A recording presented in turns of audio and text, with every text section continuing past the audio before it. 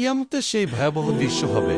আমি তখন আমার স্ত্রীকে বলব, আমি তোমাকে চিনি না, আমার রবের কসম।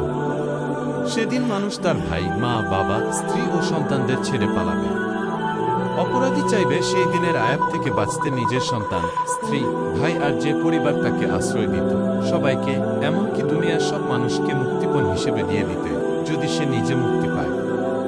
কিন্তু না, কখনোই নয়। কিয়ামতের দিন আমি বলবো, সাফিয়া, আমি তোমাকে চিনি না। সে বলবে, মৌলানা সাহেব, আমি আপনাকে চিনি না। এই যে আমার ছেলে ইউসুফ বসে আছে।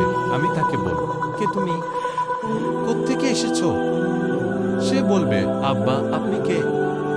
কোত্থেকে এসেছেন? ভাই ভাইকে চিনবে না। মা ও সন্তানের কত গভীর সম্পর্ক, অথচ মা বলবে, আমি তোমাকে জন্মে দেইনি। আর জাহান্নাম যখন এক ব্যক্তি চিৎকার দেবে, তখন সমস্ত মানুষ, ফেরেশতা আর নবীরাও ভয়ে লুটিয়ে পড়বেন। সবাই তখন নাফসি নাফসি, হায় আমার কি হবে, করতে থাকবেন। আদম, নূহ, ইব্রাহিম, ইসমাইল, ইসহাক, ইয়াকুব, ইউসুফ, ইউনুস, ইদ্রিস, ঈসা, মুসা, ইউশা, নূহ, শুআয়ব, সালেহ, হুদ, সব নবীরা বলবেন, নাফসি নাফসি, আমার প্রাণ বাঁচাও, আমার প্রাণ বাঁচাও। তখন একদিক থেকে একটা আওয়াজ ভেসে আসবে, উম্মতি উম্মতি, হে আমার উম্মত, হে আমার উম্মত। সুবহানাল্লাহ, হে আল্লাহর রাসূল শাহ। যেদিন মা খোঁজ নিচ্ছে না, নবী খোঁজ নিচ্ছেন না, সন্তান খোঁজ নিচ্ছে না, ভাই খোঁজ নিচ্ছে না, সেদিন আপনি বলছেন, হে রব, আমার উম্মত, হে আল্লাহ, আমার উম্মত। তখন সবার নজর এদিক ওদিক খুঁজতে থাকবে, কোত্থেকে আসছে এই আওয়াজ? কে তিনি, যিনি সবার থেকে আলাদা হয়ে কেবল উম্মতি উম্মতি বলছেন? দৃষ্টি যখন সেই শব্দের উৎস খুঁজতে খুঁজতে গিয়ে পৌঁছাবে, দেখা যাবে সেখানে আমার আর আপনার নবী শাহ চুলি ছড়িয়ে দাঁড়িয়ে আছেন। হে আল্লাহ, আমার উম্মতকে বাঁচাও, হে আল্লাহ, আমার উম্মতকে বাঁচাও। কোন উম্মত? যারা সারা জীবন মদ বিক্রি করেছে, জুয়া খেলেছে, ব্যভিচার করেছে, সুদ খেয়েছে, মিথ্যা বলেছে, চুরি ডাকাতি করেছে। আমার নবী বলছেন, আমার এই উম্মতকে বাঁচিয়ে দাও। আপনি যদি তাকে ভালো না বাসেন, তবে আর কাকে বাসবেন? মৃত্যুর সাথে সব সম্পর্ক ছিন্ন হয়ে যায়, কিন্তু আমার নবী সেদিনও তার উম্মতের সাথে সম্পর্ক ছিন্ন করেননি। ইব্রাহিমের মতো মহান ব্যক্তিত্ব বলবেন, হে আল্লাহ, তোমার আমার বন্ধুত্বের দোহাই, আমাকে বাঁচাও।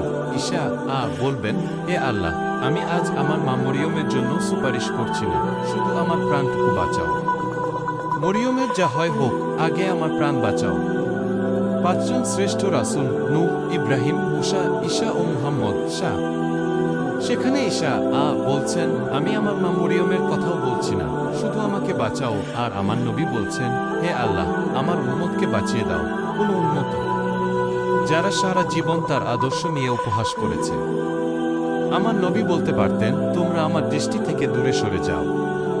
তোমরা আমার বংশধরদের হত্যা করেছ, আমার পরিবারকে উজাড় করেছ। কিন্তু তিনি তা না বলে বলছেন, হে আল্লাহ, আমার উম্মতকে বাঁচাও। তিনি এও বলেননি যে, হে আল্লাহ, শুধু আমার উম্মতের নেককারদের বাঁচাও, পরহেজগারদের বাঁচাও, রাবেয়া বসরি কিংবা জুনায়েদ বাগদাদিকে বাঁচাও।